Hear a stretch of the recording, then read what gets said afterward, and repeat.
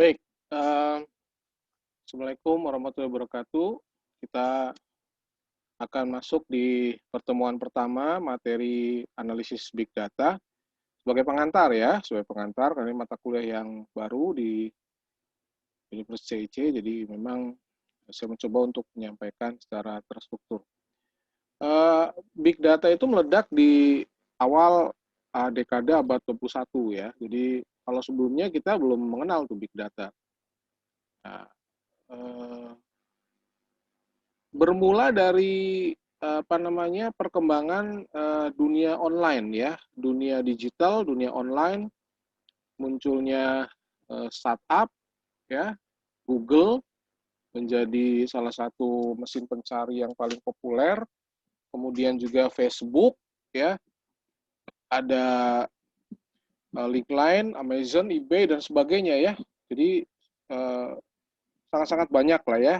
Anda melihat juga data-data yang lokal kayak model Gojek itu juga sudah masuk ke arah apa namanya, ke arah yang sangat-sangat signifikan ya perkembangan datanya. Nah kemudian data yang besar itu mempengaruhi banyak faktor ya, banyak hal ya di berbagai bidang ya, berbagai bidang. Salah satunya tentunya adalah pendidikan ya, walaupun mungkin kalau kita lihat pendidikan tidak sekencang industri yang lain ya, perbankan, kemudian juga startup, ya, hotel gitu-gitu ya. Tapi memang semuanya sudah mengarah ke sana ya. Kita lihat bagaimana satu institusi, satu organisasi terkoneksi secara online dalam hal transaksional ya. Jadi transaksinya itu sudah menggunakan transaksi online. Yang otomatis pertambahan datanya akan sangat cepat. Ya, kita bayangkan kalau Anda pakai apa namanya, aplikasi apa, Toped ya, Tokopedia. Tokopedia itu datanya sangat besar tuh saudara ya. Kemudian juga apa namanya, Gojek ya, Gojek tuh gede nggak gede saudara ya, Gojek. Otomatis itu akan berpengaruh terhadap apa namanya, terhadap uh, uh, segmen ya, segmen-segmen yang memang bergerak di dunia bisnis. Nah, kemudian perkembangan data kalau kalau kita lihat ya ada kalau di 1990-an ya, di era 90s itu ada RDBMS ya dan data warehouse ya. Ini masih mainannya masih masih terabyte ya, masih terabyte. Ya, kalau kita lihat ya SAP, Oracle ya, sekarang di beberapa perusahaan SAP masih dipakai ya saudara ya. Kalau yang memang dia mainannya masih satu industri yang memang ruang lingkupnya hanya dia saja ya, tidak terkoneksi ke yang lain-lain, yaitu dia masih bisa pakai SAP, pakai pakai Oracle ya. Kemudian muncul lagi di era 2000-an ya, ada konten digital ya, aset manajemen ya udah masuk petabytes ya. Nah, sekarang di era Anda ya, di era Google, di era YouTube ya, di era WhatsApp katakanlah, ini sudah exabytes ya, 2010 ke sini nih saudara ya, exabyte. Gimana cara ngolahnya nih? Cara kita menganalisa eh, bagaimana kebutuhan data atau kebutuhan menyiapkan infrastruktur yang memadai untuk kebutuhan data tadi. Ya, karena data yang besar itu bukan beban ya, data yang besar itu bagi kalangan pebisnis ya itu adalah sebuah aset. Ya, data itu aset, Saudara. Jadi kalau orang punya data, siapa orang yang punya informasi, orang yang punya data, dia akan nguasain dunia gitu ya. Makanya kenapa Bill Gates jadi kaya gitu ya. Ya, kenapa Mark Zuckerberg jadi kaya?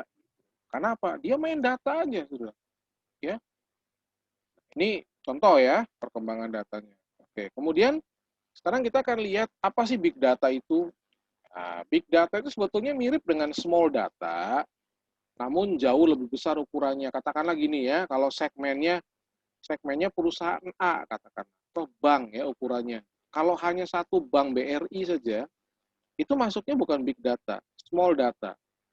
Tapi pada saat bank BRI itu terkoneksi dengan bank-bank yang lain, dia bisa transfer kemana saja, dia bisa terima dana dari mana saja, maka mainannya udah bukan small data lagi, saudara. Mainannya udah big data.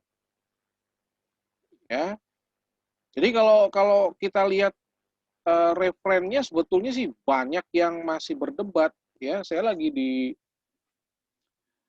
pas lagi kuliah S2 tuh ada dosen yang memang ngajar manajemen database. Ya, isinya sih basis data sebetulnya ya, cuma dia banyak bicara tentang apa sih big data itu.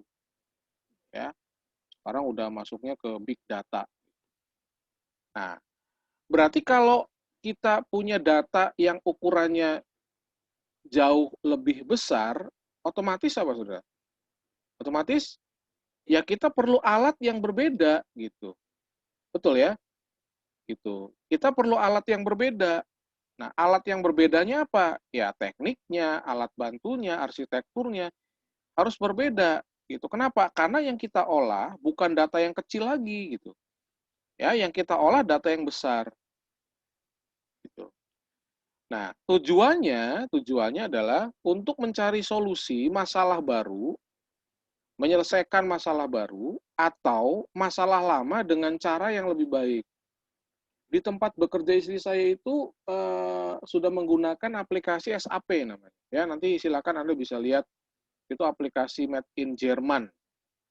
Ya, Jerman beneran, bukan jajaran Kanoman ya, Jerman beneran. Dan itu mungkin sudah pernah saya ceritakan ya di kelas-kelas yang saya ajar, termasuk Anda mungkin sudah yang mendengar. Dan itu memang butuh investasi yang cukup besar, saudara ya, untuk menyiapkan infrastruktur, ya, tenaga operasionalnya, pelatihan-pelatihannya dan sebagainya. Nah, bukan tanpa masalah kita kita menjalankan sebuah aplikasi baru dengan data yang lebih besar. Ya, kalau perusahaan-perusahaan yang kecil collab, ya dia dipaksa untuk main-main big data, dia collab, dia nggak akan mampu, saudara, nggak akan mampu secara finansial. Ya kenapa? Ya karena gede, saudara. Ya yang saya dengar itu sekitar 23 sampai 24 miliar untuk pengadaan aplikasi itu plus ya pelatihan dan sebagainya di seluruh Indonesia. Jadi lumayan besar, saudara. Ya hanya untuk investasi software saja. Ya sesuatu yang nggak kelihatan sebetulnya. Ya sesuatu yang nggak kelihatan. Nah tujuannya apa? Adalah masalah lama dengan cara lebih baik gitu. Ya karena yang lamanya juga sudah menggunakan aplikasi, ya menggunakan Foxbase waktu itu. Ya, tapi dibuat bagaimana supaya bisa memberikan sebuah orang lingkup yang lebih baru ya, lebih luas gitu. Kalau nggak mengubah, nggak upgrade, ya tentunya ketinggalan dengan perusahaan-perusahaan lain.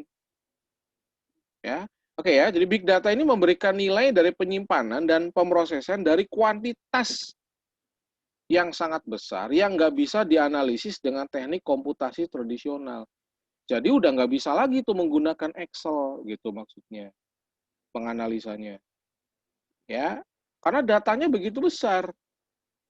Ya, sekarang kebayang ya kalau Anda nyimpen data, sok laptop Anda ukuran berapa? 1 tera.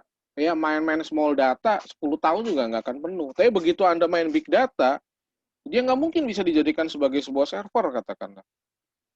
Ya, karena kapasitasnya yang sangat terbatas. Nah, makanya muncullah analisis big data. Kira-kira seperti itu. Next ya. Walmart ya, pernah dengar ya, sudah ya? Oke, lebih dari 1 juta transaksi dari customer tiap jam. Kebayang nggak, saudara? Walmart, ya. Facebook menangani 40 miliar foto dari user base. Mungkin termasuk Anda, termasuk saya. Jelas ya? Decoding genom manusia awalnya perlu pemrosesan 10 tahun. Sekarang seminggu ketemu. DNA-nya tuh, saudara. Ya. Nah, kita bisa bayangkan bahwa data yang demikian besar tentunya tidak boleh dibiarkan berlalu. Ya, makanya saya kadang-kadang kalau melihat aplikasi yang dibuat oleh siswa ya, dia ngisi sesuatu ya katakanlah yang paling gampang aja lah. Ya, kenapa kalau Anda register itu ada nama depan, ada nama belakang? nggak nama tok gitu. Udah aja nama gitu ya, Petrus Sokibi gitu, oh enggak ya. Ada nama depannya apa, nama belakangnya apa, itu ada tujuannya, saudara. Betul ya? Ada tujuannya. Nah, kadang-kadang kita nggak memperhatikan ini sebetulnya itu adalah satu identitas yang bisa dipakai untuk banyak hal. Nah, ini yang harus kita perhatikan. Jadi kalau Anda nanti bikin isian, komisi itu nggak asal sembarangan, hati-hati. Saya punya data, saya bisa pakai banyak kepentingan dari data itu. Jelas ya, saudara ya? Oke, next ya. Nah, sekarang ngapain kita belajar analisis big data? Ya, ini banyak yang nulis nih saudara ya, banyak yang nulis tentang big data, ya, kebutuhan untuk menganalisis yang canggih, industri, akademi dan sebagainya. Ya, ketersediaan sumber data baru, munculnya peluang analitik yang lebih kompleks, menciptakan kebutuhan untuk kita mikir kembali arsitektur datanya, saudara ya, memungkinkan analisis yang dapat dengan optimal memanfaatkan big data. Sekarang dalam situasi pandemik yang tadinya transaksinya konvensional berubah menjadi transaksi digital. Saudara. Bagi konsumen biasa ya kelihatannya ribet. Tapi coba nanti Anda lihat ya, Anda pasti akan melewati ini semua ya, kita akan melewati ini semua setahun 2 tahun yang akan datang. Pandemi ini yang awalnya adalah memberikan sebuah kesulitan, waduh sulit banget. Ini akan memberikan dampak yang positif. Kenapa? Karena kita akan terbiasa dalam dunia digital. Perkuliahan tidak akan semua offline lagi, saudara. Pasti akan blended. Pasti akan pakai jalur online. Kenapa? Karena lebih fleksibel. Anda tinggal duduk di rumah, Anda tinggal download, Anda tinggal ngupload, selesai. Ya, 1-2 kali pertemuan, sesi offline. Jelas ya, saudara ya. Nanti kita akan merasakan dampak positifnya dari pandemi ini nih, saudara. Kalau sekarang mungkin kelihatannya, kalau Anda sudah masuk di dunia IT, iya. Sebetulnya enakan digital, waduh enakan kuliah online Pak, ternyata. Ya kalau kita bikin bikin edaran gitu ya, questionnaire gitu saudara ya, nggak mungkin semuanya akan nggak suka di online, pasti ada yang suka di online. Dan saya melihat ya, kemarin saya ngajar di semester yang lalu itu ada mahasiswa yang biasanya nggak pernah nongol kalau offline gitu, tapi ternyata saat online rajin saudara.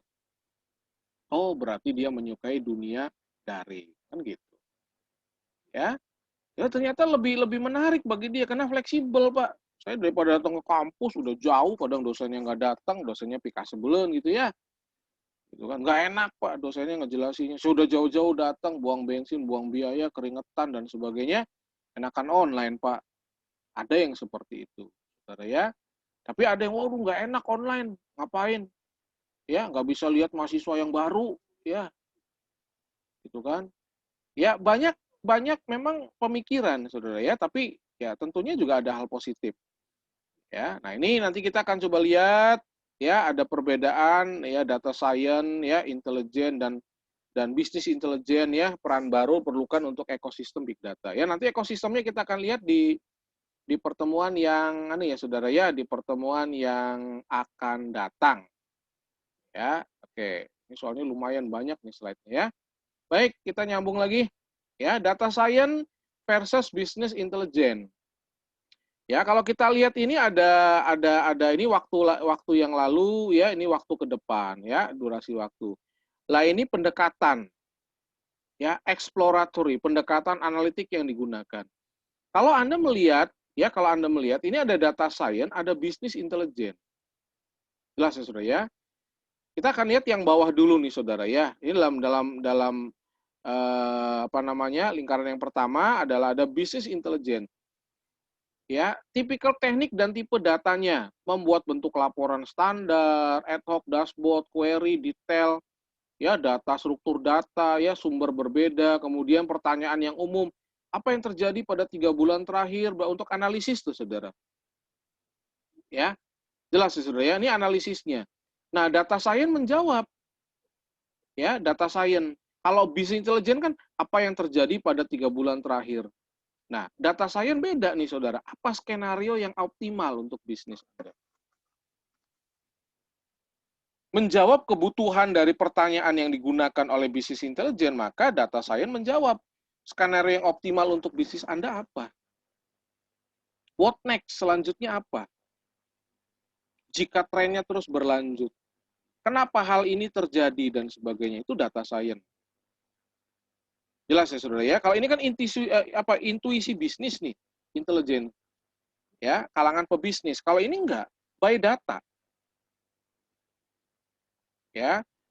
Nah, dari pertanyaan ini muncul tekniknya, bikin laporan standar, data terstruktur dan sebagainya. Yang ini enggak. Optimasi pemodelan prediksi, peramalan, analisis, ya, datanya terstruktur atau tidak, banyak jenis sumber yang berbeda, dataset yang sangat besar. Katakanlah antara bisnis intelijen dengan data science itu sesuatu yang harus berjalan secara balance. Nggak mungkin data science itu muncul sendiri, saudara. Ya, teknologi munculnya Zoom, ya, munculnya chatting dan sebagainya itu dari bisnis, dari keperluan. Makanya muncullah teknologi data science. Ya, nggak mungkin ini muncul sendiri nih ujuk-ujuk nih, saudara ya. Sebelumnya siapa yang pakai Zoom? Saya juga makainya baru-baru ini pas pandemik nih, saudara. Oh, Zoom tuh begini. Oh, begini tuh ya. Sekarang yang punya Zoom masuk ke jajaran 20 besar terkaya di dunia. Gara-gara bikin aplikasi Zoom. Saudara. Kan berbayar Zoom-nya sekarang. Udah nggak gratis semua. Saudara ya. Kalau gratis cuma 40 menit kan. Kalau berbayar, ya you bisa 100 orang, bisa 200 orang. Unlimited paketnya. Jelas ya, saudara ya. Ini data science dan business intelligence. Jadi, kita nggak mungkin sendiri nih, saudara ya. Nggak mungkin sendiri. Makanya kalau kita menganalisis big data, sebetulnya sih apa sih yang dipraktekkan ya kita harus case study gitu. Kalau nggak case study nggak bisa. Jelas ya? Oke, next ya. Nah, ini gambaran umum ya, saudara ya. Ini gambaran umum big datanya. Ya, big data dan versus big information versus big knowledge ya. Kalau data Anda udah tahu ya, information udah tahu, knowledge juga udah tahu. Ya, udah nggak usah saya jelasin lagi ya. Knowledge adalah our personal bla bla bla, tinggal dibaca ya. Data, apalagi kita udah main di struktur data, di basis data, ya perancangannya. Ya ini ya, saudara ya. Artinya data dibalut oleh pengetahuan, menghasilkan informasi yang digabungkan dengan data, set digodok jadi apa? Decision. Ya. Nah, ininya semakin gede nih, saudara. Nih datanya nih semakin gede. Otomatis knowledge-nya juga harus bertambah. Kita nggak bisa main-main data yang small lagi. Ya, harus gede nih, datanya gede nih. Gimana caranya? Ya, kalau transaksi sudah online, kita udah unpredictable. Kita bisa ngukur nggak sehari yang mengunjungi website kita berapa? Ya, nah itu yang perlu adalah analisis big data. Ya, sehingga mengatur kecepatan dan sebagainya. Oke ya. Baik, ini gambaran umum ya, ini definisi-definisi dari pakar lah ya. McKinsey Global Big Data dapat didefinisikan dengan data yang memiliki skala, volume, distribusi, velocity, keragaman, variety, yang sangat besar dan atau abadi. Data tuh bisa abadi loh, saudara.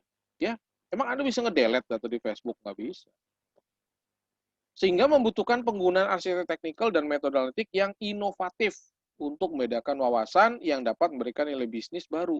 Semuanya ujungnya bisnis. Saudara ya, informasi yang bermakna. Ya, Hurwitz, ya big data istilah sekumpulan data begitu besar, kompleks, tidak bisa ditangan lagi dengan sistem teknologi komputer konvensional. Ini definisi pakar ya, saudara ya. Lalu pertanyaannya, kapan suatu data dapat dikatakan sebagai big data?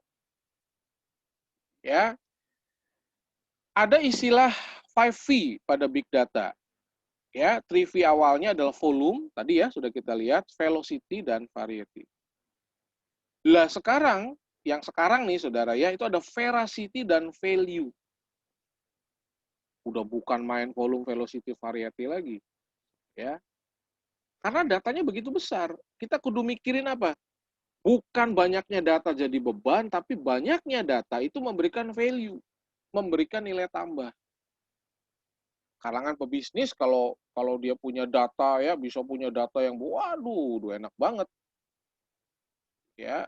Bagaimana satu perguruan tinggi bisa dapat nomor WA setiap lulusan sekolah kelas 12, siswa kelas 12, itu value. Dia bisa kirimkan informasi apapun direct langsung ke nomor orangnya. Jelas ya?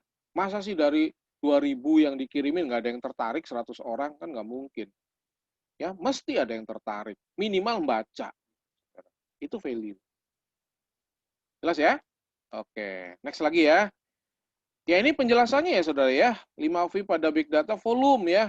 Facebook menghasilkan 10 terabyte data baru setiap hari, Twitter 7 terabyte ya. Boeing 7 menghasilkan 240 terabyte data penerbangan.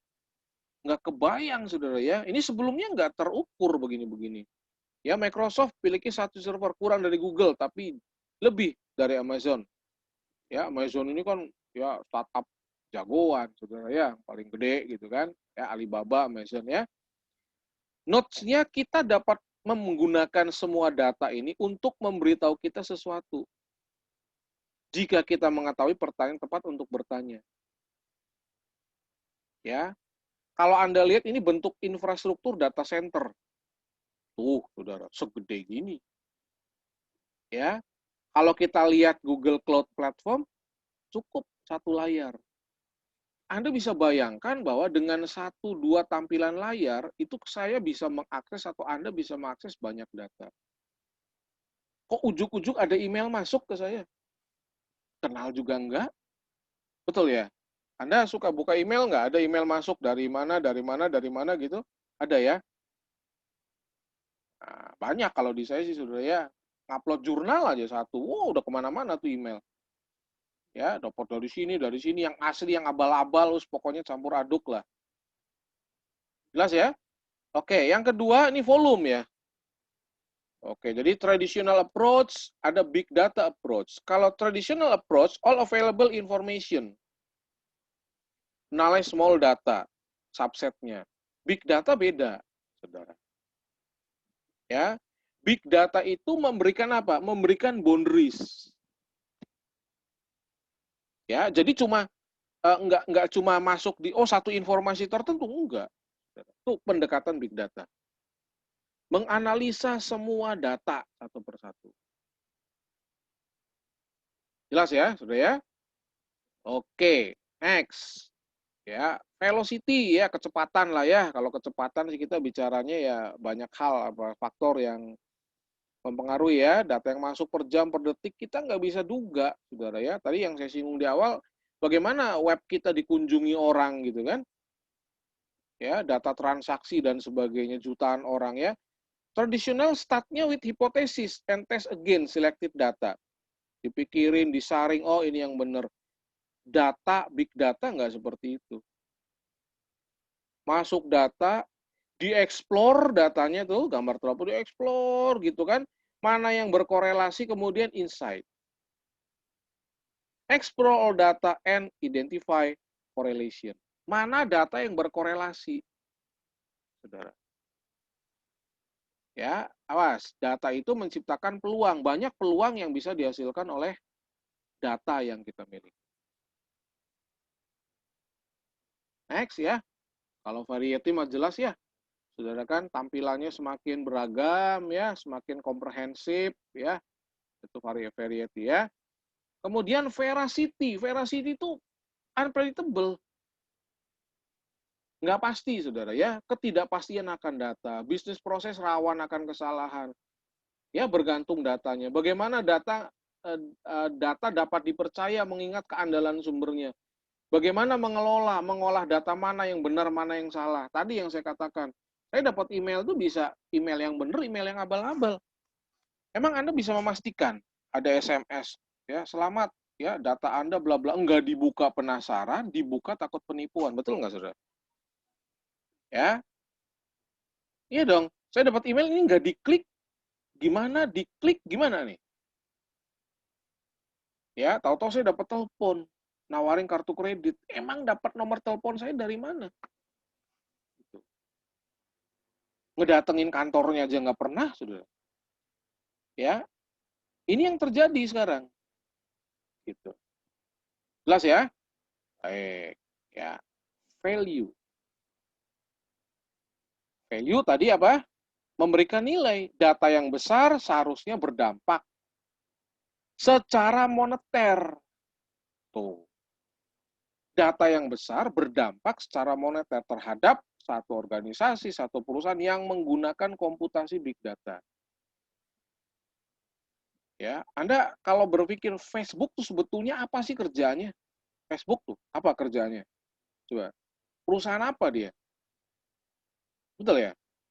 Tapi kok bisa kaya raya, bisa punya pesawat, kantornya di pesawat, saudara, mobile, mana-mana. Ya, Google. Ngapain sih Google? Bikin software? Enggak. Tampung data aja. Bikin jumper-jumper data. Ya, tapi sekarang nggak ada orang yang nggak kenal Google. Udah gitu aja. Ya, nggak ada orang yang nggak kenal Facebook. Kan sebagian besar orang masih main Facebook. Ya, masih laku Facebook. Ya, jelas ya. Akan sia-sia kalau kita punya data besar, tapi nggak ngerti cara ngolahnya. Hanya akan buang-buang resource. Jelas ya. Makanya kenapa big data itu menjadi sangat-sangat penting. Karena kalau kita nggak bisa mengolahnya, Anda nggak bisa menganalisanya, jadi sampah, saudara. Ya, sampah aja bisa menghasilkan uang, apalagi data. Data itu bukan sampah, hati-hati, saudara. Ya, satu nomor telepon itu bisa jadi uang. Betul nggak? Betul. Ya, satu nama, satu identitas, Anda punya akses dan sebagainya, itu bisa memberikan value. Kalau kita bisa mengolahnya. Jelas ya sampai sini ya? Oke. Nah, ini 5V secara singkatnya ya, velocity ya, speed at which data generate and analyze ya, mana yang bisa di different types ya, value-nya, potensial ya, mana yang bisa di value lah, veracity-nya, level of quality, mana yang berkualitas datanya, mana yang akurat ya, mana yang datanya nggak dipahami dan sebagainya, volume ya, vast amount of data, banyak banget datanya. Ini 5V secara singkat nih, saudara. Ya, big data tuh ini, gitu. Ini big data. Jadi kalau kita gembar-gembor big data tuh apa sih big data ini? Ini big data. Baik ya. Uh, ya, sudah sampai di slide terakhir. Itu saja yang bisa saya jelaskan di pertemuan pertama ini. Mudah-mudahan apa yang saya sampaikan bisa memberikan makna yang besar sebagai pengantar ini ya. Nanti ke depannya kita akan lihat ya lebih detail dan sebagainya sampai ada contoh-contoh case study yang nanti bisa Anda kerjakan. Ya, demikian saya sampaikan. Ya, kurang lebihnya saya mohon maaf ya, dan apa namanya, akhir kata saya ucapkan Assalamualaikum warahmatullahi wabarakatuh.